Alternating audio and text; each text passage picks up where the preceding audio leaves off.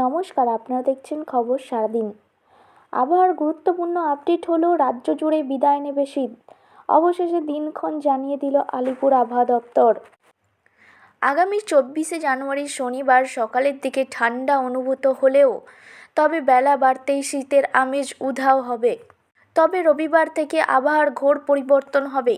রবিবার থেকে রাতের তাপমাত্রার পারদ চড়তে থাকবে। ক্রমাগত রাতের তাপমাত্রার পারদ চড়তে থাকবে, যার ফলে উধাও হবে ঠান্ডা। উত্তর পশ্চিম ভারত থেকে আগত দুটি একসঙ্গে আসা পশ্চিমী ঝঞ্ঝা এবং 26শে জানুয়ারি আবার নতুন করে সৃষ্ট হওয়া পশ্চিমী ঝঞ্ঝার প্রভাবে রাজ্য জুড়ে উধাও হবে শীত।